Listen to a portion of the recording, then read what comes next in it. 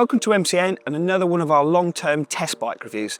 Now, this is where we own a bike for a year and we ride it a lot, we modify it, and we just get under the skin of it really and try and work out what these bikes are about, how they last, and so forth.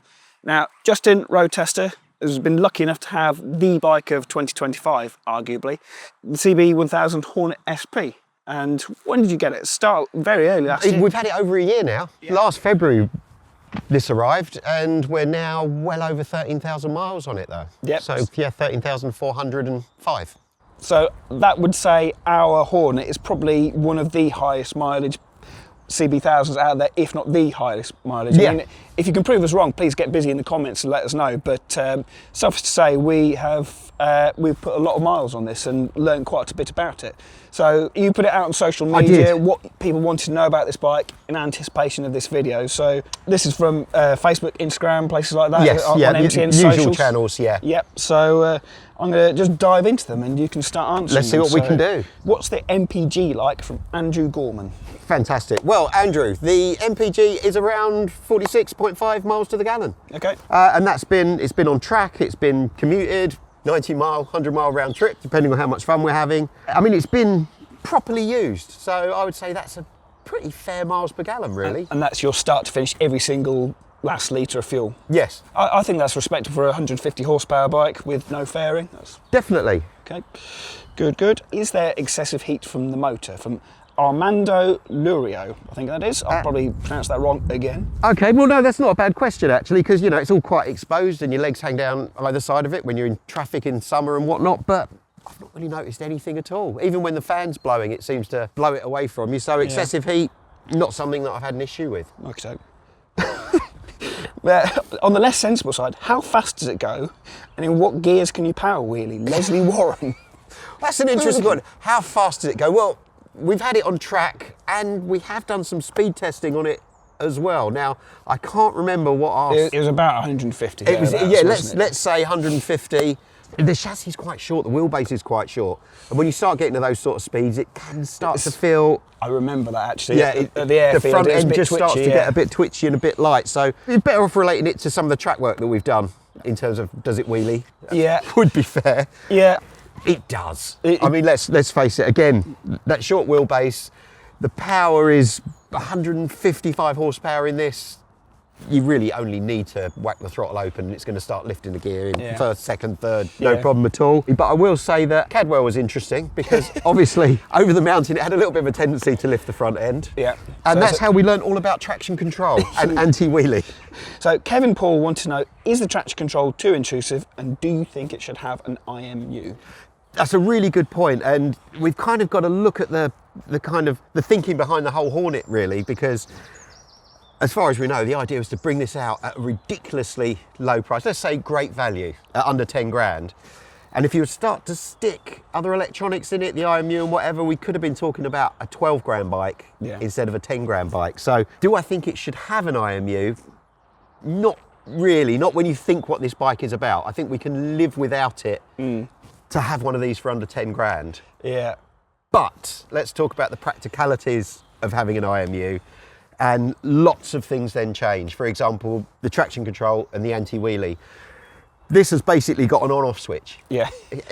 If you lift the front wheel above a certain height, it just cuts the power and you have to shut the throttle to get back on it again. And when you're on track, those split seconds happen very, very quickly or very long, depending on where you are. Yeah, Honda traction control, it does really sort of close it down and gather itself and then goes again. It stops and then goes. It's literally a complete deep breath and let's go again. I guess the one thing that we should say is that you can turn it all off, can't you? And absolutely. Rely on your own intuition and skills. Yeah, I mean, you can get in the settings and change them to a certain extent, but yeah, turning them off completely. You've got to do this with this bike on track because it's unrideable otherwise, and you could argue you don't put yourself in the best position if you wheelie on track and the traction control kicks in. I mean, I guess equally it's not necessarily a track bike. That's a very good point as well. Let's just talk about the two tracks it's been on, which was Cadwell, and it was fine on Cadwell, apart from the working out the anti-wheelie.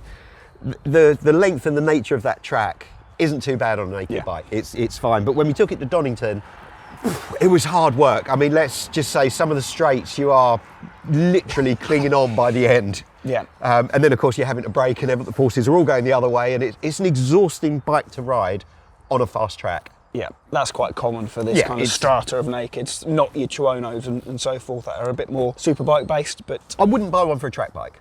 I would say if you've got one, at least do a track day somewhere just to experience it, because you don't get anywhere near what this engine can do on the road. The first time you pin the throttle on it, and I mean properly pin it on the stop, there's a hell of a rush. Yeah. There's a lot of power and a lot of oomph there. Yeah. So who went next? Former MCN editor Mark Potter asks, same question again, does it do wheelies? Not with your skill level, sunshine. Moving on. I joke. Does the SP suspension cut it on road and track? And that is John Ashley. Okay, that's interesting, because it's got the TTX 36 Olin shock on it, which is actually a rather nice bit of kit. It's not a bottom drawer customer item, it's up a couple of rungs. Yes. It is very capable.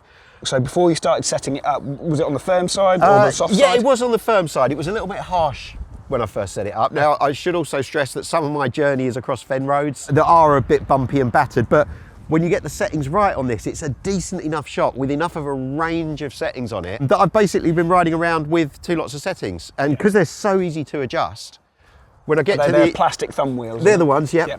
Once you know what you've got, for example, I ride it to where I know the roads start to get bad, and then it's just a couple of clicks. Oh, really? And it's sorted. It's a weird thing. It's something you wouldn't necessarily consider if you haven't got that ease of adjustability on a bike. What a difference that makes. On track as well, I don't think we needed to do anything with it at all. I think we just pretty much went on it with the road settings. Firmer settings, not your horrible fen setting. Firmer settings.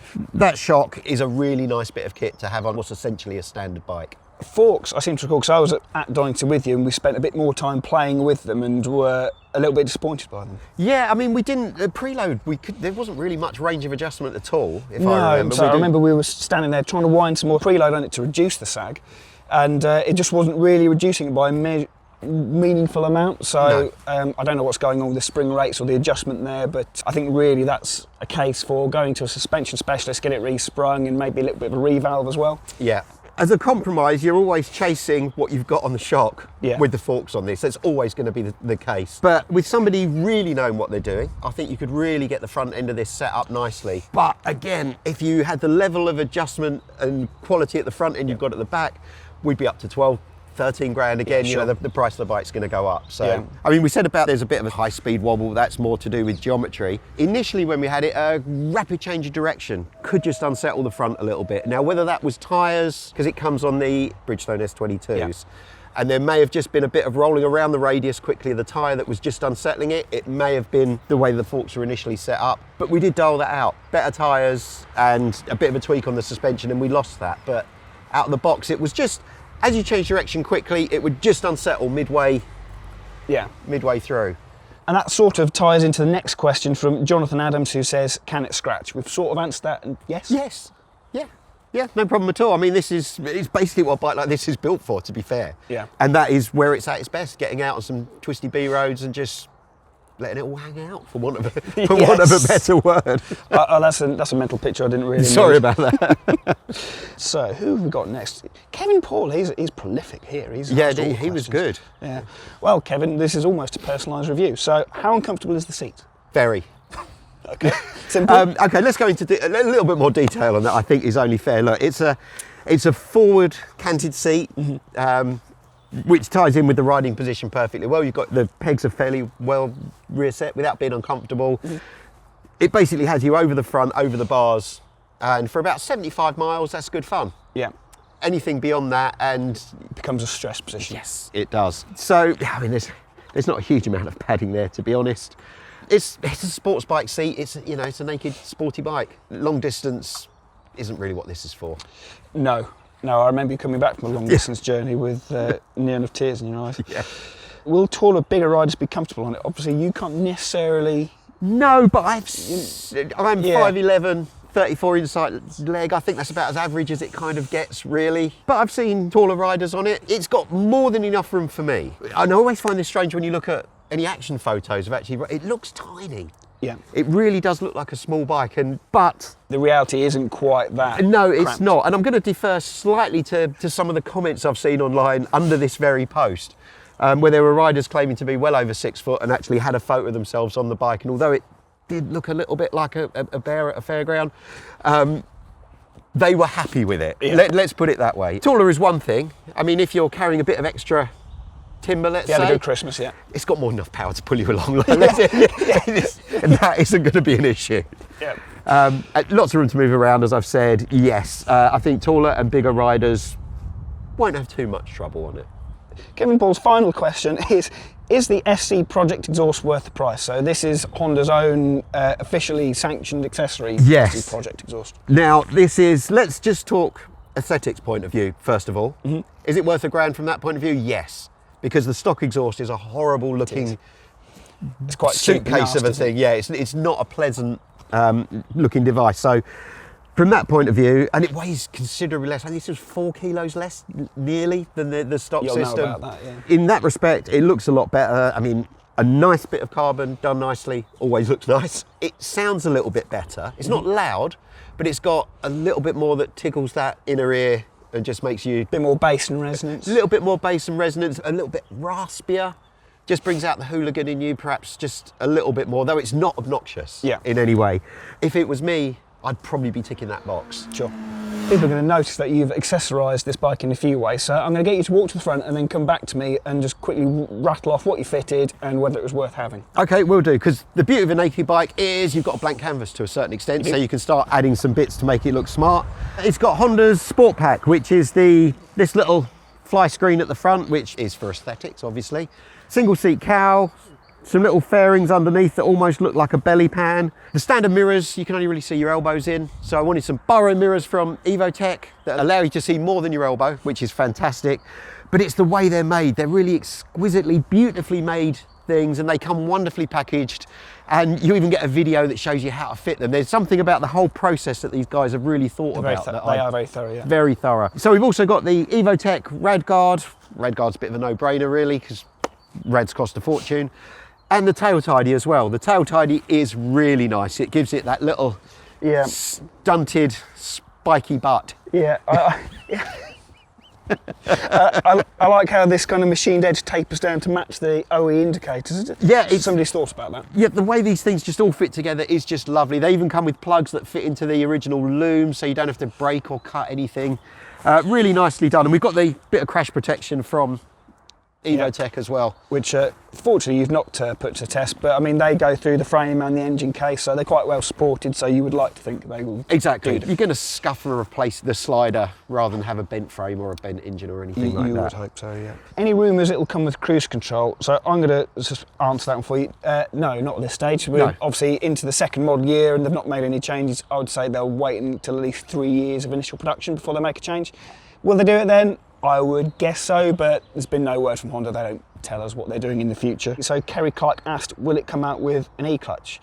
Now, I would cautiously say yes, because Honda are very big into semi-automated transmissions. They believe it's safer, and they've added it to the 500 twins, the 750 twins, so it would make sense that they would add it to the 1000 platform as well. Definitely. I mean, if you think the GT's in the pipeline, we're due to see that pretty soon, actually, on the roads. And when you consider that bike does have an IMU and a better electronic package than this has got, and that does of course come with cruise. Again, the fact that the GT's on its way and the Africa Twin was so popular with DCT, to not see an e-clutch on the GT would be... I'm sure they will at some point. Yeah. So not immediately, but probably at some point. How does it compare to the CB1000R? Did you ride the sort of predecessor? Yes, I mean, this is quite interesting and where it kind of fits in, because the CB1000R is quite sumptuous. It's quite a classy bike by comparison. They were a peculiar thing. They were quite a relaxed chassis, but then still a fairly aggressive engine, actually. Yeah, I think it's there or thereabouts. I think they were 148 horsepower, somewhere around there. So, you know, about the same as the standard Hornet. I think they're a bit lazier in the way it made its power. Yeah. This is more peaky, a bit more aggressive. I mean, the CB1000 had that nice single-sided swing arm, a few other bits that just made it more of a more roadstery than a sporty naked. Yeah, for my money, I always felt the CB1000 was a bit of a weird mix. It was kind of a bit neo-retro, and the chassis was if you started riding it a bit quicker, it didn't quite have that edge, whereas this feels like a more complete, rounded package. Yes. And obviously the value is better as well. These are selling hand over fist, the CB1000R didn't, so...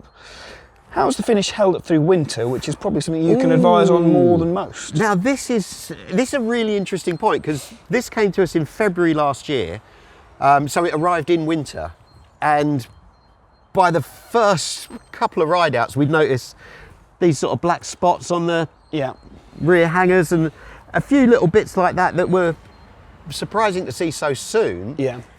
They're obviously here a year down the line, but nothing's got any worse. Yeah.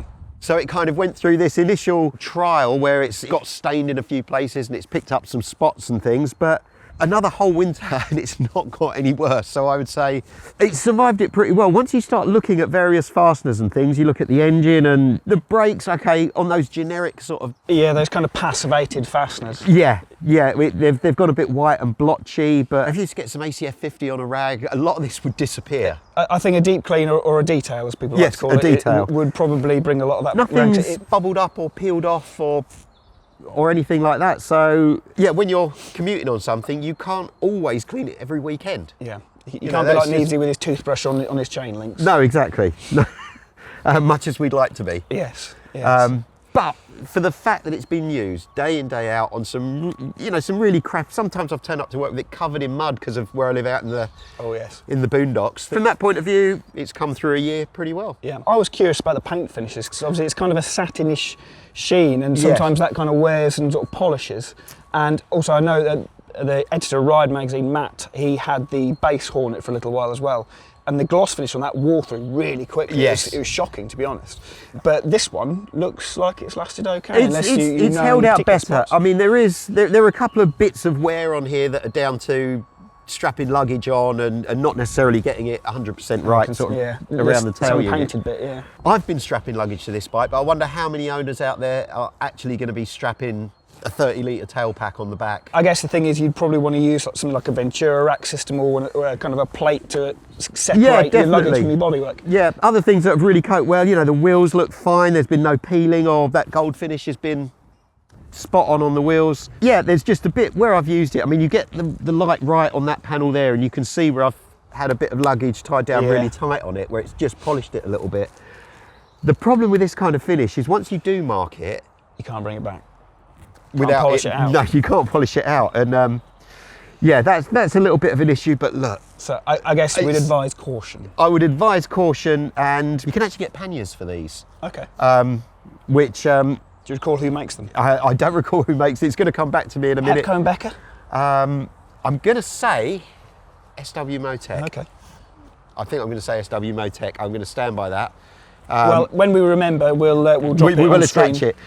It was only as much as we opened the box, I opened the instructions, it said you've got to cut bodywork, and of course we don't cut bodywork. No, because it doesn't belong to us and we get lots of trouble. So they got packaged up and looked very lovely. But if you had something like that, then your tail unit would be pristine. Yeah.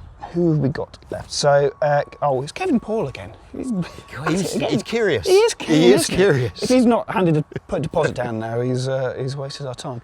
So, is the Kawasaki Z1100 better? Now, I should think we should probably refer him to your group test from a month ago. I think we'll refer to the group test, yeah. It's cheaper and pound for pound more fun. How about that? Yeah, okay. So, but go into more detail on Justin's other video. Yes, definitely, because they are different bikes. Yeah. Oh, this is a good one.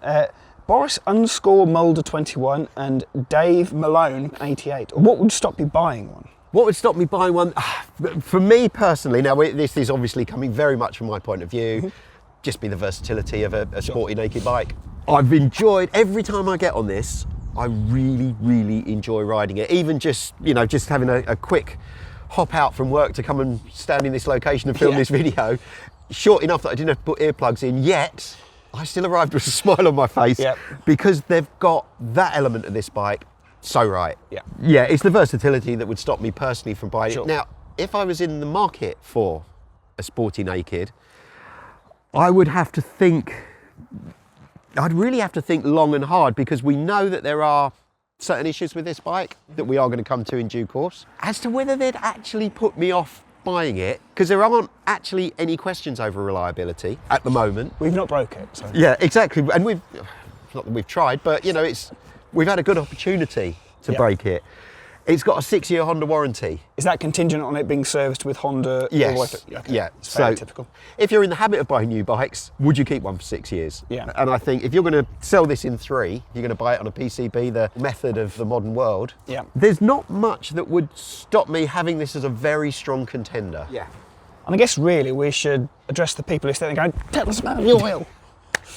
We're going to have to talk about oil, aren't we? Yeah, so I guess we should kind of preface this with the use that this one's had. So this turned up, and as is the danger of long-term test bikes, the road test team might come and snaffle those bikes away. And obviously you are now a part of the road test team, so this went straight out on road test and airfield and whatnot. Its limits have been explored. We don't really know what the running in process was. No. I can say that I was obviously incredibly careful. Max. But the thing is, as soon as you put a bike on test, you can't ride it like it's in cotton wool. You've got to ride it as it should be ridden. Yeah, I think we've done a public service by giving this a thorough hiding all year long. Yeah, so let's look at a bit more detail then. So our first, it was around the 4,000 mile mark where one of our testers was out on it and sent me a message saying that the oil light was flickering, which you wouldn't expect on a new bike. Because it should explain as well how quick our mileage goes up. That's 1,000 miles a month is below average. So to reach that point didn't take very long at all, just over a few months. So we checked it and it was 2 litres down,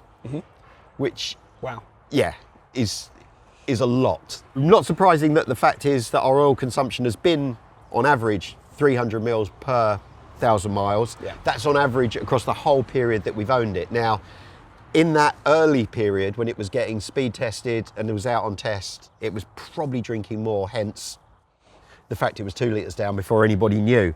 It doesn't ride around in a cloud of smoke. You know, there's nothing obvious that says that it's using oil. Yeah. It smokes when you start it up, but it's difficult to know whether that's oil or condensation or whatever's going on. So anyway, once we knew it was happening, we kept it topped up. It went back to Honda for its first inspection. I'll check when that was. I think it was 8,000 miles actually, if I'm going to nail my hat to it. 8,000 miles. Brought it up and I have a feeling that it might have been an issue then, but I don't think anybody was too aware of how widespread it was. And they knew we were using this bike hard. So the advice was just keep an eye on it, keep it topped up, which obviously we did. But then after that, you know, there's been a bit of a boom in people talking. Yeah, I guess the wider public has started to use their bikes a bit more and caught up a little bit. Exactly, yeah. So once we got towards the end of the summer, people are talking about it everywhere. And then as we've got into this year, Honda have started issuing recalls worldwide. We know that they've been going out in every country. We've had our recall on this. The recall, as far as we can tell, is really just to give the bike a quick look over, fill it up with oil to the correct level, change the filter, and advise owners to just keep an eye on it. Now, you wouldn't be too happy if you bought it as a new bike and that was an issue. It's not something that we can really speculate on, but we do know that Honda are looking into it. Their official word is they have been investigating it. It looks like it's likely to be probably piston rings. It may be pistons and the rings themselves may be out of spec. But they're not nailing their colours to the mast on anything yet. No, so, we're not hearing anything beyond that. Late March, so and there's still not word yet. If something kind of transpires after we've shot this video and before we release it, we'll put that in at the end. We know they are looking into it and they are taking it very seriously. So if anyone has bought one of these, they've just got to stay in regular contact with their dealer. There's no point going down there and slamming your keys on the table and saying, I want my money back. Yeah. Because there may yet be a fix to this. It'd be interesting to see because, I mean, obviously former 2017 Fireblade engine, and that engine was developed from the 2008 generation as well. They burnt oil as well because I had one that had done 40,000 miles at the time. And when you looked back through its service history, it had a brand new cylinder head, I guess, for valve guides, pistons, cylinder block as well, and about 20,000 miles. I guess they were chasing the same sort of thing. So, and I don't think they ever got to the bottom of that. So it'd be interesting to see whether they can do it this time round with a very similar power plant. Yeah, and I think what really rests heavily on this is the fact that they've got 2 new models coming out that are using this engine. Yes. I don't imagine the F's going to be too different to this. Maybe slight retune to suit I think they're its slightly retro. less powerful, yeah.